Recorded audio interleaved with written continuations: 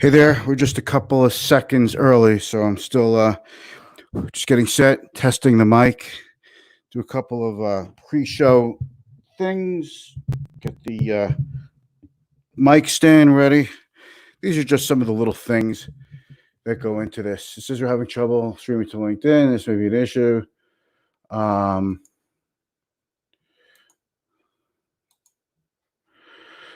LinkedIn.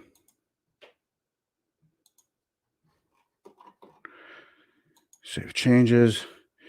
So now it looks like we are having a little trouble streaming to LinkedIn, but it is 4:30. The show must go on. We're having trouble streaming to LinkedIn. This may be an issue with LinkedIn's end. We'll keep trying. Darn, I like showing when I'm in LinkedIn. Okay, make sure you comment. So, folks, welcome. This is Mitch Goldberg. Hey, the first thing I said yesterday after the big rally we had was take a little off the table if you were in too much of a risky position. If you found yourself thinking, I cannot believe how bad the market's going to be. I can't believe how much money I lost. I'm worried about my retirement. I'm in over my skis in terms of how much money I have in the stock market and risk. This yesterday was a good day to take a little off the table. I'm not saying this for everyone, because if you're in it for the long term, you're playing the long game. You're an investor for the long term. You have goals that are far away in the long term, out in the horizon. Whatever the market does day to day is really not that big of a deal. And I don't want you. Okay, I think we're back with LinkedIn. I don't want you to get into this game of thinking you have to buy and sell all the time. That's not what this is all about. I really don't know any. I don't know any private investors or retail investors who've done particularly well with that. So let's get into it. This is Be the Boss of Your Money. Let's roll the intro. We've got a couple of things to talk about, and then we're going to get into some good stuff.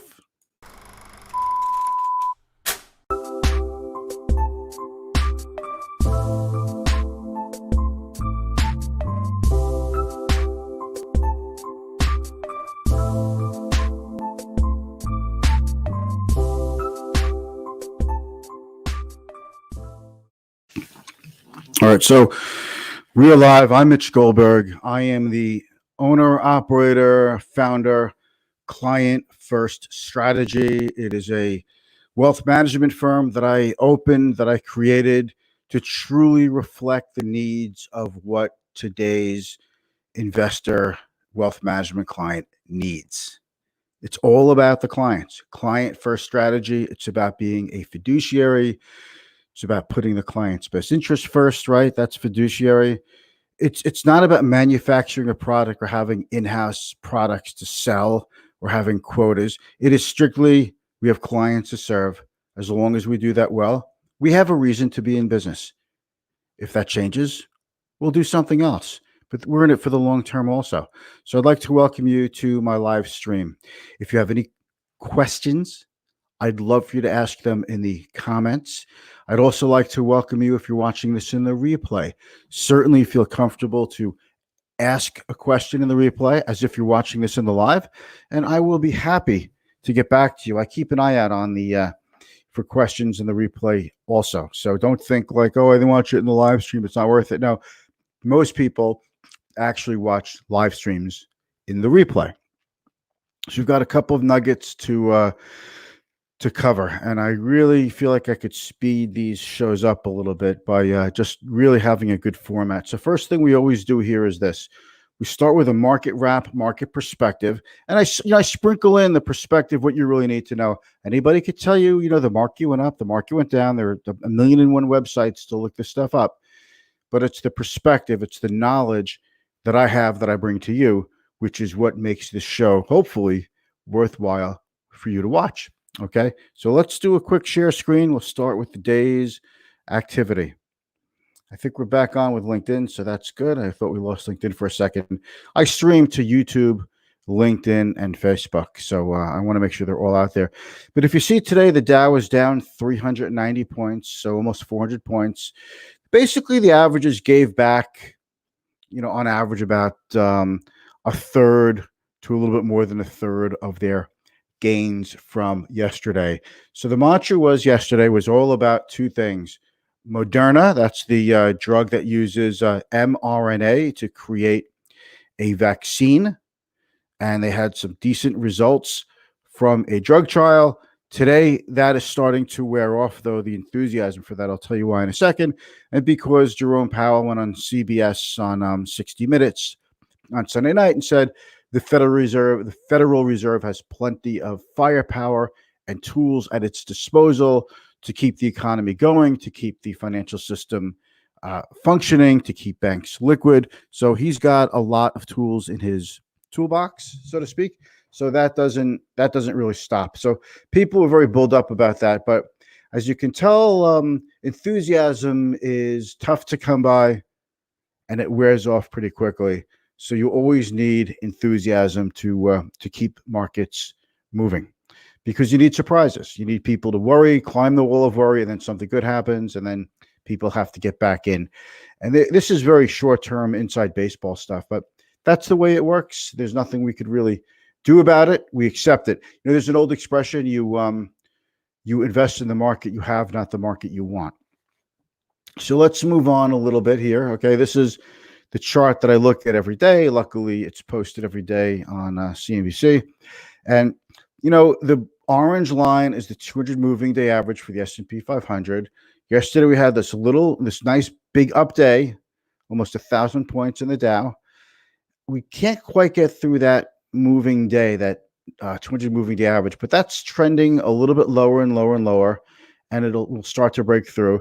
I heard a stat before that something like only about 20% of stocks in the S&P 500 are above their 200 moving day average, but like 40 or 50% of stocks in the NASDAQ are above their 200 moving day average. So you can see where, how technology and biotech are leading the way. Let's move on a little bit. Okay, so vaccine experts say Moderna didn't produce data critical to assessing COVID-19 vaccine. Basically, what this means is they're not really putting out enough of the content of the study for peer review, so that people could say, what percentage of the people in the study actually showed positive results, that from the different dosages, how long the results last. They left out a lot of blanks. And although we get excited about the headline, other scientists peer review, they want to see a lot of data to fill in a lot of blanks. And when you don't see that, you have to assume that, I always assume anyway, that if somebody is withholding information, then they probably have something to hide. So that's pretty a brutal assessment, but that's where I'm going with this right now. Okay, that's how that's how I see it right now. So that's how the rest of the market sees it. So enthusiasm is coming off a little bit for the Moderna drug vaccine. Some of the Corona type stocks today, kind of a flat day. I mean, okay, we were on extended hours trading, but Zoom was up 9, so rebounded from yesterday. Clorox was off a little bit, but that's had a big run. Activision up a drop, Peloton up a little. Okay, these stocks were down yesterday, so a little bit of recovery for a few. Campbell's off a little bit. Campbell's canned food, something that people could stock up on when they're worried about not getting to the supermarket, and they want to make sure they have, shelf-stable food in their house. Okay. So, by the way, you like the background today? It's the map of the New York City subway. Okay, so let's go on another watch list. Okay, we'll get off of extended hours. All right, so here are the FANG stocks. Okay, Facebook up a little, Apple off a little, more or less more down than up. So it's hard to, I always say this, when you have the biggest stocks, the biggest 6 stocks down, biggest 6 companies, when they're trading down, we're not doing well. It's pretty tough for the rest of the market to overcome that. These companies are like a black hole in outer space. They have a tendency to suck everything into them. And if they're having a good day, they pull everything up. And if they're having a bad day, they pull everything down. So this is a really important cohort to keep an eye on. It's not just FANG stocks. There's 2 A's, Apple and Amazon, and there's an M there for Microsoft. So we call it FANG M. And then we take a look at the sectors here. Okay. All the well, we're back into extended hours trading here, so we get rid of that. Okay, but it was a pretty rough day for the different sectors. I go by the Spiders ETFs on my dashboard. By the way, folks, if you're interested in seeing what's on my dashboard, I'd be happy to send you a few pieces of it. You can take a look for yourself and maybe incorporate that into your your day. So consumer discretionary was the winner of the day, but still down. The biggest losses today: energy, financials. You know, we need financials to stick around. We need financials to go up. Financials tell you so much about the health of the economy. Basically, financials are the health of the economy. If financials aren't doing well, it's really hard to feel good about the economy. So today was not a V day. Today was more like a U-shaped day. So we go back to some of the movers. Just want to show you some of the gainers in the Dow. There are only 3 stocks are up in the Dow, but I'll just point out real quick. We have Walmart, which was down over 2%. Home Depot down almost 3%. That's okay. These stocks have been up a lot, so they finally have been coming out with earnings, and Home Depot's expenses were way up, but that's the cost of moving to an online business. And same with Walmart. Walmart's online sales were up something like 70% year over year, some gigantic number, and they're doing very well. It's a very good number. What's the problem? No problem. The stocks they've been up a lot. So a little bit of profit taking. So buying the rumor, selling the news. Nothing that, if you like these stocks, I wouldn't let this change your mind. So that's about it. So let's just quit the screen share. So just a couple of things I want to talk to you about today. And it's not always about investment strategy, although I find myself talking about that the most here on Be the Boss of Your Money. But Be the Boss of Your Money is about helping you become the boss of your money, not your money becoming the boss of you. And it's very easy to happen. But there's a lot more to personal finance than investing. Investing regularly is one part of the financial picture. You want to grow your base. You want to grow your assets. You want money around to replace your passive income one of these days. But there are a few other things to it. There's also the insurance component, which is the protection part of personal finance, and then there is also the spending component, and there's also the tax component. So you want to hit on all of these. So personal finance to me is not something that you do once in a while.